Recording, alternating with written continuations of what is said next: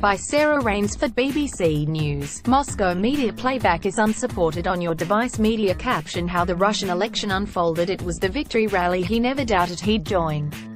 2 hours after the last polling stations in western Russia closed, Vladimir Putin strode on stage beneath the Kremlin walls to declare his re-election. With a broad smile, he thanked the country for what he called a vote of confidence, and promised to work for the future of a great nation. He then led the crowd of loyal, flag-waving fans braving the freezing cold in a chant of "Russia! Russia!" This was an election with 8 candidates but one clear winner from the very start.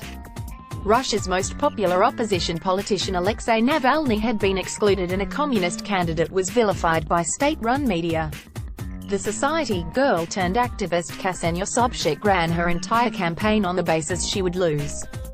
Image caption Ms. Sobchak, right, visited Mr. Navalny, left, at his office on polling day. President Putin shunned the pre-election debates entirely while the other candidates made threats or burst into tears. No wonder some critics called the whole event a circus. Dancing to Putin's tune turnout was the only real variable. So the vast majority of election billboards were not for individual candidates but simply reminders that Russians were choosing a president. On voting day itself there was music and entertainment to help pull in the crowds. At one central Moscow polling station a man on a balalaika played Western rock hits in front of a stall selling cheap pies. There was a mini ice hockey game for children, and face painting. Pensioners could take the chance to sign up for activities including ballroom dancing and keep fit. It was all part of the effort to secure maximum support for another 6 years of Vladimir Putin.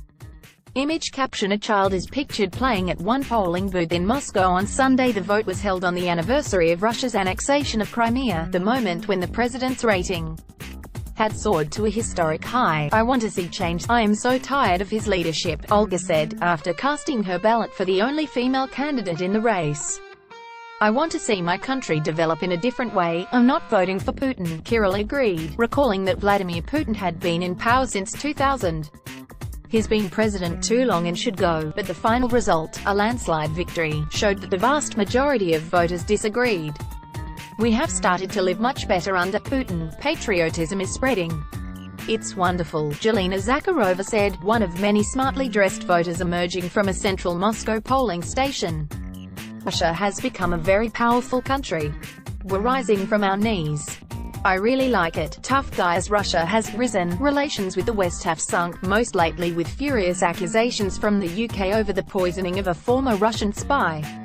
Shortly after his victory speech, Mr. Putin made his first extended comments on the case, calling claims of Russian involvement utter nonsense, and insisting his country destroyed all chemical weapons, unlike our partners.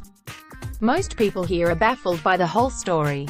Image caption the voters' mandate gives Mr. Putin another 6 years as the country's president. To some, like Dmitry heading into another central Moscow polling station, it's a chance for their president to act tough on the world stage.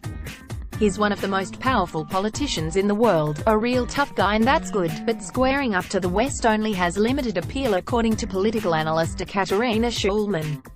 The besieged fortress mentality is very useful to mobilize the incumbent.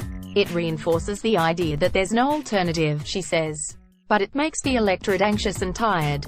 It wears them out. Ultimately, she argues, the focus will have to shift to people's real concerns, their shrinking wealth, health care, housing and education. But judging by Vladimir Putin's first comments after victory, a sudden thaw in relations with the West looks unlikely.